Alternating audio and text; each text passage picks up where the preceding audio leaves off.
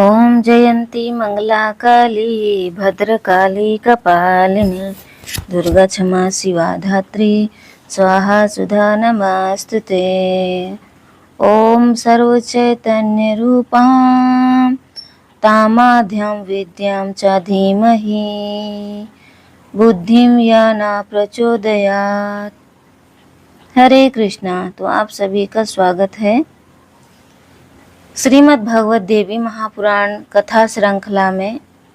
नवरात्रि के विशेष अवसर पर हम आपके लिए लेकर प्रस्तुत हैं श्रीमद् देवी भागवत महापुराण के प्रथम स्कंद के प्रथम अध्याय सूत जी और शौनक जी का संवाद। शौनक जी की प्रार्थना पर सूत जी के द्वारा पुराणों के नाम तथा उनकी श्लोक व्याख्या का कथन एवं उप पुराणों तथा 28 व्यासों के नाम भागवत की महिमा। नारायणं नमस्कृत्यं नरं चैव नरोत्तमं देवी सरस्वती व्यासं ततो जयामुदीरयेत्। श्रीला गुरुदेव महाराज की जय। आप सभी वैष्णव भक्तवृंद की जय। हरे कृष्णा।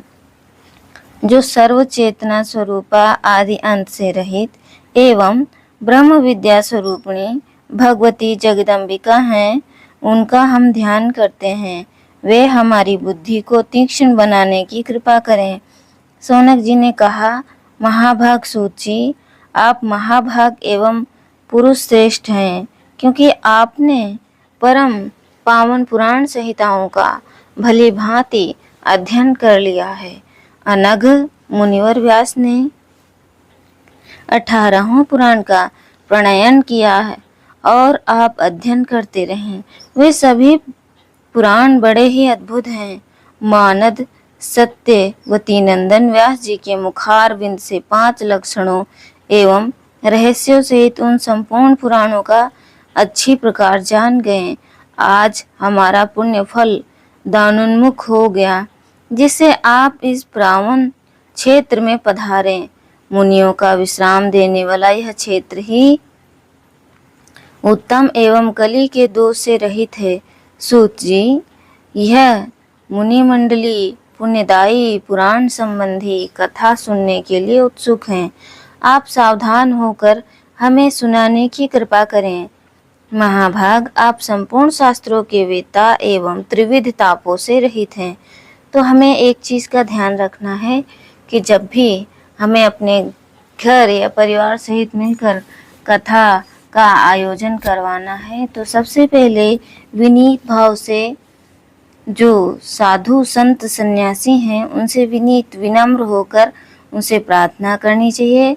किस प्रकार प्रार्थना करनी चाहिए कि सूत जी, कृपया हमें कथा सुनाने की कृपा करें। महाभाग, आप संपूर्ण शास्त्रों के वेता एवं त्रिविध तापों से रहित हैं। आपकी आयु कभी क्षीण ना हो। भगवान, आप अब वेद से संबंध रखने वाला पुराण कहने की कृपा कीजिए। सूत जी, जिन्हें कान हैं और जो सुनने के स्वाद से परिचित हैं, वे मनुष्य यदि पुराण नहीं सुनते तो हतभाग्य हैं।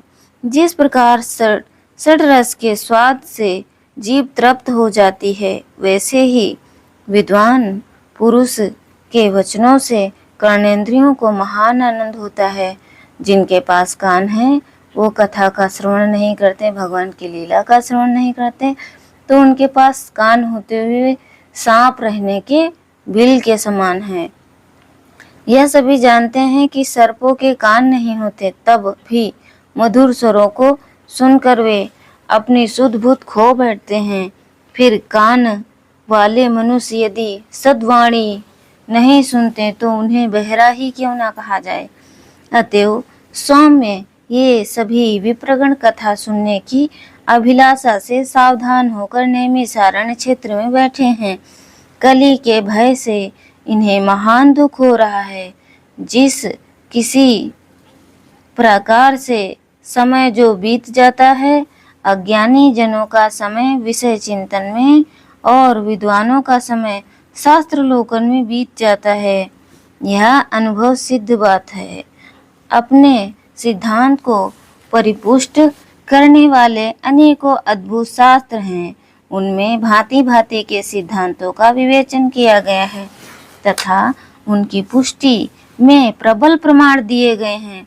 वेद को सात्विक मीमांसा को राजस और न्याय को तामस शास्त्र कहा गया जाता है। सौम्य वैसे ही आपके कहे हुए 5 लक्षण वाले पुराण की सात्विक, राजस और तामस भेद से 3 प्रकार के हैं। आपके मुखारविंद से निकल चुका है। परम पावन देवी भागवत 5वां पुराण है। यह वेद के समान आदरणीय है। तो जो 18 पुराण है उसमें 5वें नंबर पे देवी भागवत पुराण है। पुराणों के सभी लक्षणों से यह ओतप्रोत है। उस समय इसका संक्षेप में ही वर्णन किया गया था। इसके श्रवण से मुमुक्षुजन मुक्त हो जाते हैं। यह परम अद्भुत पुराण धर्म में रुचि उत्पन्न करने वाला है, अभिलाषा पूर्ण करने वाला है। अब आप इस दिव्य एवं मंगलमय भागवत पुराण को विस्तार पूर्वक कहने की कृपा करें। सभी ब्राह्मण बड़े आदर के साथ सुनने के लिए उत्सुक हैं। धर्मज्ञ आप व्यास जी के मुखारविंद से इस प्राचीन संहिता का भली भांति ज्ञान प्राप्त कर चुके हैं। क्योंकि गुरुदेव में आपकी अटूट श्रद्धा थी। तो जिनकी गुरुदेव में अटूट श्रद्धा होती है वो हर एक परिस्थिति से लड़ जाते हैं, हर एक चुनौती को पार करते हैं। क्योंकि उन गुरुदेव में आपकी अटूट श्रद्धा थी और आप में सभी सद्गुण विद्यमान हैं। सर्वत्र आपके कहे हुए अन्य भी बहुत से पुराण हमने सुने हैं, किंतु उनके सुनने से अब भी हमारी उसी प्रकार तृप्ति नहीं हो रही जैसे देवता अमृतपान से कभी नहीं अघाते। सूज्य धिकार है इस अमृत को, जिसे पीने वाले कभी मुक्त नहीं हो सकते। किंतु धन्य है यह पुराण जो सुनने से ही मनुष्य को मुक्त कर देता है। सूत जी, अमृत पान करने के लिए हमने हजारों यज्ञ किए, किंतु फिर भी हमें शांति न मिल सकी, क्योंकि यज्ञों का फल स्वर्ग है। स्वर्ग भोगने के पश्चात वहां से गिरना ही पड़ता है। तो स्वर्ग जाने के लिए जो भी तप हवन यज्ञ करते हैं तो वहां पर भी एक टाइम की लिमिट होती है। तो जैसे कि वहां से भी नीचे गिरना होता है, स्वर्ग से भी हमें गिरना होता है, क्योंकि यज्ञों का फल स्वर्ग है। जो यज्ञ करते हैं उसका फल क्या है? स्वर्ग है। भोग के पश्चात वहां से गिरना ही पड़ता है। इस प्रकार संसार चक्र में आने जाने की प्रक्रिया सदा चलती ही रहती है। सर्वज्ञ सूत जी इस त्रिगुणात्मक जगत में काल चक्र की प्रेरणा से सदा चक्र काटने वाले मनुष्य को ज्ञान हुए बिना मुक्ति मिलनी कभी संभव नहीं। अतएव आप परम देवी भागवत को कहने की कृपा कीजिए। यह पुराण संपूर्ण रसों के परिपूर्ण, अत्यंत पवित्र, गोपनीय तथा मुक्तकामी है। जनों को सदा अभिलाषित मुक्ति प्रदान करने वाला है। सूत जी कहते हैं, श्रीमद् देवी भागवत अत्यंत पवित्र एवं वेद प्रसिद्ध पुराण है। इसके संबंध में आप महानुभावों के प्रश्न करने में धन्य, बड़भागी और परम पावन बन गया। अब मैं इसे कहता हूँ। यह पुराण संपूर्ण श्रुतियों के अर्थ से अनुमोदित, अखिल शास्त्रों का रहस्य एवं आगामों में अपना अनुपम स्थान रखने वाला है, जो योगियों को मुक्ति प्रदान करने वाले एवं ब्रह्मा आदि देवताओं द्वारा सुसेवित हैं तथा प्रधान मुनिगण उत्तम स्रोतों के द्वारा जिनका सदा चिंतन किया करते हैं। भगवती जगदम्बिका के उन सुकोमल चरण कमलों को प्रणाम करके आज मैं विस्तार पूर्वक यह पुराण कहने के लिए प्रस्तुत हो रहा हूँ। द्विजवरों, यह रसों का भंडार है। इसमें जहाँ देखिए भगवती का भक्ति निहित है। अतएव भगवती के नाम से ही अर्थात श्रीमद् देवी भागवत नाम से यह पुराण प्रसिद्ध है। उपनिषदों में जो विद्या नाम से प्रसिद्ध है, आद्या परा सर्वथा जिनके नामांतर हैं, जो संसार के आगम रूपी बंधन को काटने में कुशल हैं, सर्वत हैं, जिनकी सत्ता बनी रहती है। दुष्ट जन जिन्हें किसी प्रकार भी नहीं जान सकते तथा मुनियों के ध्यान करने पर जो स्वयं अपनी झांकी दिखाया करती हैं, वे भगवती जगदम्बिका इस कार्य में सफलता प्रदान करने की कृपा करें। जो अपनी त्रिगुणात्मिका शक्ति के द्वारा इस सत आनंद स्वरूप संपूर्ण जगत की रचना करने, उनकी रक्षा में तत्पर हो जाती हैं तथा प्रलय काल में सबका संहार, उसकी रक्षा तत्पर हो जाती है तथा प्रलय काल में सबका संहार करने स्वयं अकेले ही रमण करना, जिनका स्वाभाविक गुण है, उन चराचर जगत की सृष्टि करने वाली भगवती जगदम्बिका को मैं मन से ध्यान करता हूँ। पौराणिकों एवं वैदिकों का कथन है तथा यह भली भांति विदित भी है कि ब्रह्मा जी अखिल जगत के सृष्टा हैं। साथ ही वे कहते हैं कि ब्रह्मा जी का जन्म भगवान विष्णु के नाभि कमल से हुआ है। फिर ऐसी स्थिति में ब्रह्मा जी स्वतंत्र सृष्टा कैसे ठहरे? भगवान विष्णु को भी स्वतंत्र सृष्टा नहीं कह सकते। वे शेषनाग की सैया पर सोए हुए थे, नाभि कमल निकला और उस पर ब्रह्मा जी प्रकट हुए, किंतु वे श्री हरि भी तो किसी आधार पर अवलंबित हैं। उनके आधारभूत क्षीर समुद्र को भी स्वतंत्र सृष्टा नहीं माना जा सकता, क्योंकि वह रस है। रस बिना पात्र में ठहरता नहीं, कोई ना कोई उसका रस का आधार रहना ही चाहिए। अतएव चराचर जगत की आधारभूता भगवती जगदम्बिका ही सृष्टा रूप में निश्चित हुई। मैं उनकी शरण ग्रहण करता हूँ। कमला स्थित ब्रह्मा जी को दर्शन मिले। भगवान विष्णु योग निद्रा के अधीन होकर शयन कर रहे थे। तब उन प्रभु को जगाने के लिए पितामह ने जिनकी सृष्टि की, उन भगवती जगदम्बिका की मैं शरण लेता हूँ। वे भगवती सद्गुण निर्गुण मुक्ति प्रदान करने वाली माया स्वरूपिणी हैं।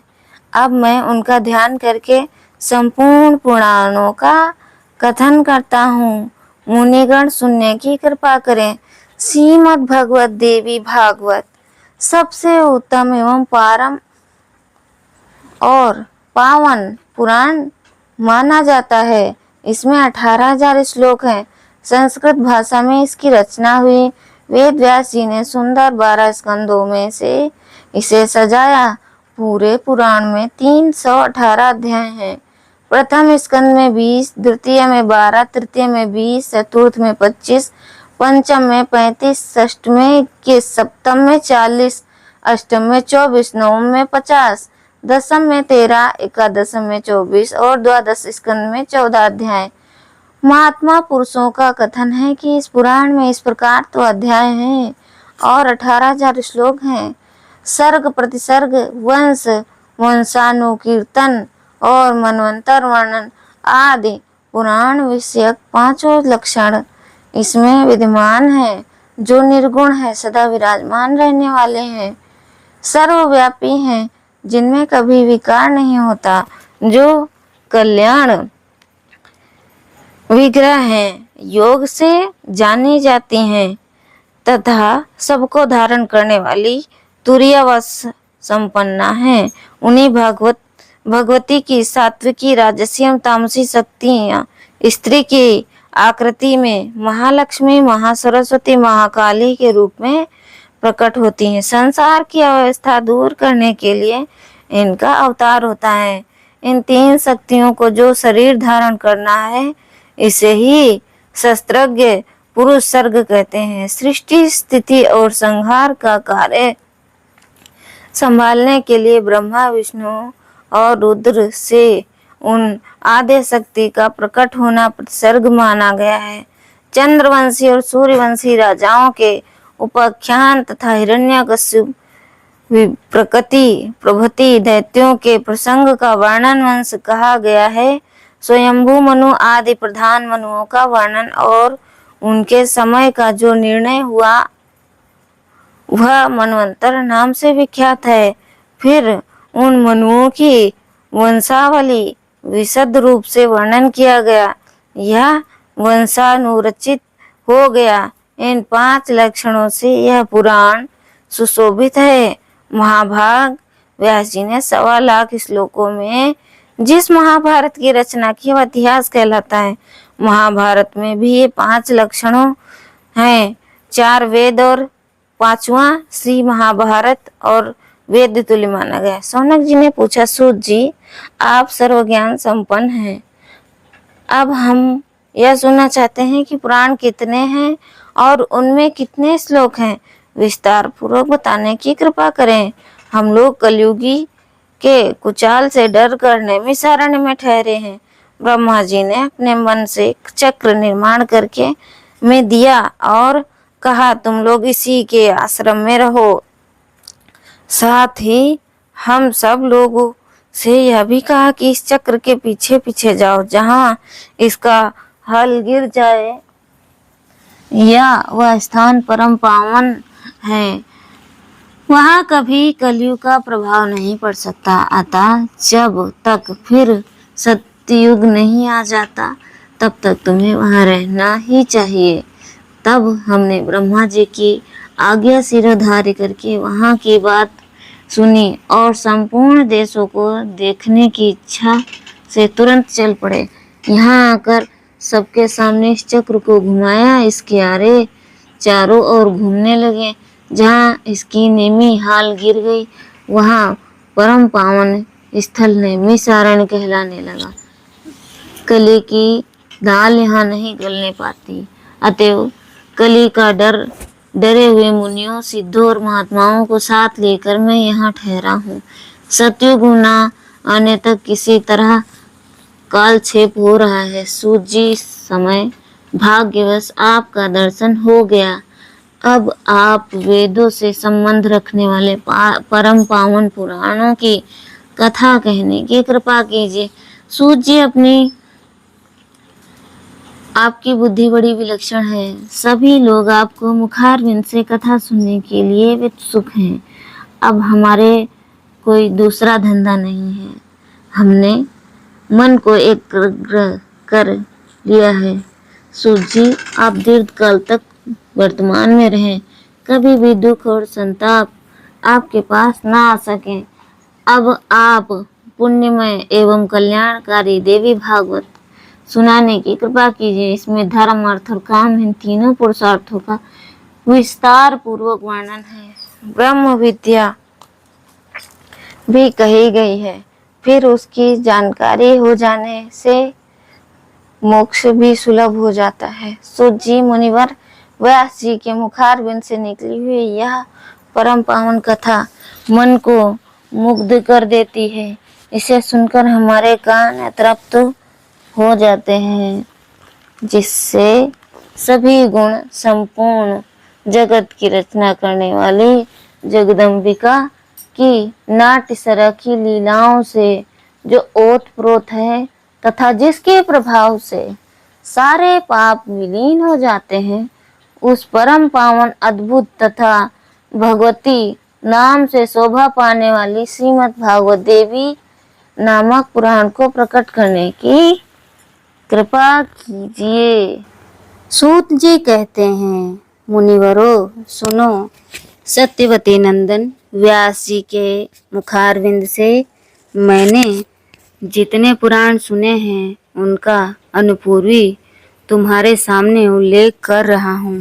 मत्स्य, मार्कंडेय, भविष्य, भागवत, ब्रह्म, ब्रह्मांड, ब्रह्मवैवर्त, वामन, वायु, विष्णु, वाराह, अग्नि, नारद, पद्म, लिंग, गरुण, कूर्म और स्कंद इन नाम के 18 पुराण हैं। पहला पुराण मत्स्य पुराण है। इसमें 14,000 श्लोक हैं। अत्यंत अद्भुत मार्कंडेय पुराण की श्लोक संख्या 9,000 है। तत्वदर्शी मुनिगणों ने भविष्य पुराण की श्लोक संख्या 14,500 गिनी है। पुण्यमय श्री भागवतम में 18,000 श्लोक हैं। ब्रह्मा पुराण की श्लोक संख्या 10,000 है। ब्रह्मांड पुराण में 12,000 हैं, 100 श्लोक हैं। 18,000 श्लोक में ब्रह्मवैवर्त पुराण पूरा हुआ है। शौनक जी वामन पुराण में 10,000, वायु पुराण में 24,600 श्लोक हैं। विष्णु पुराण और 12 पुराण में बड़े ही विचित्र ग्रंथ है। पहले की श्लोक संख्या 23,000 और दूसरे की 24,000 है। अग्नि पुराण में 16,000 श्लोक हैं। नारद पुराण में 25,000 श्लोक हैं संपन्न हुआ है। पद्म पुराण विशद वर्णन 55,000 श्लोक में समाप्त हुआ। लिंग पुराण में 11,000 श्लोक हैं। गरुड़ पुराण के वक्ता भगवान विष्णु हैं। उनकी श्लोक संख्या 19,000 है। कूर्मा पुराण में 17,000 श्लोक कहे गए हैं। परम अद्भुत स्कंद पुराण की श्लोक संख्या 81,000 है। निष्पाप मुनिवरों, इस प्रकार पुराणों और उनकी संख्याओं का विशद पूर्ण वर्णन मैं कर चुका हूँ। अब मैं ऐसे ही उप पुराण भी हैं, उन्हें कहता हूँ, सुनो। उप पुराण के नाम हैं सनत कुमार पुराण, नरसिंह पुराण, नारद पुराण, शिव पुराण, दुर्वासा पुराण, कपिल पुराण, मनु पुराण, उष्णा पुराण, वरुण पुराण, कालिका पुराण, साम पुराण, नंदी पुराण, सौराम पुराण, पराशर पुराण, आदित्य पुराण, महेश्वर पुराण, भागवत पुराण और वशिष्ठ पुराण। उच्च कोटि के अनुभवी पुरुषों ने इन्हें ही उप पुराण कहा है। इन उप पुराणों और उप पुराणों की रचना करने के पश्चात लगभग महाभाग व्यास जी ने महाभारत नाम इतिहास का प्रणयन किया। सभी मनवंतरों के प्रत्येक द्वापर युग में धर्म की स्थापना करने के लिए व्यास जी विधि पूर्वक पुराणों की रचना करते हैं। प्रत्येक द्वापर में भगवान विष्णु ही व्यास रूप में प्रकट होते हैं। जगत के कल्याण एक वेदों को ही अनेक भागों में विभाजित करते हैं। फिर यह जानकर कलयुग के ब्राह्मण अल्पायु और मंदबुद्धि होंगे। वे ही प्रभु प्रत्येक युग में पुण्यमय पुराण संहिता की रचना किया करते हैं। स्त्री शूद्र और अपने कर्म से च्युत ब्राह्मण वेद सुनने के लिए अधिकारी माने जाते हैं। उनका भी कल्याण हो जाए, इसीलिए पुराणों की रचना हुई है। मुनिवरों, इस समय 28वें द्वापर का 7वां मनवंतर बीत रहा है। इस मनवंतर की अधिष्ठाता वैवस्वत मनु हैं। सत्यवती नंदन व्यास जी मेरे गुरुदेव हैं। इनके समान धर्म का ज्ञान किसी को नहीं। वे ही इस मनवंतर के वेद व्यास हैं। और फिर 19वें मनवंतर में द्रोण नामक व्यास होंगे। आज तक 27 व्यास हो चुके हैं। प्रत्येक युग में उनके द्वारा पुराण संहिता कही गई है। ऋषियों ने पूछा, महाभाग सूत जी, अब तक के द्वापर युगों में पुराणों की रचना करने वाले जो व्यास देव हो चुके हैं, उनका परिचय बताने की कृपा करें। सूत जी कहते हैं, प्रथम द्वापर में अमित का महिमा में जानकर हो गया। मुनिवरों, श्रीमद देवी भागवत स्वर्गीय कल्पवृक्ष सुंदर पका हुआ फल है। इस संसार रूपी समुद्र के अथाह जल को पार करने की इच्छा रखने वाले सुखदेव जी उस फल को आदर पूर्वक चखने वाले पंछी हैं। तो हरे कृष्णा कृष्णा कृष्णा हरे हरे, हरे राम राम राम हरे हरे। मिलते हैं आपसे अगले अध्याय में। तब तक के लिए श्रवण करें। हरे कृष्णा।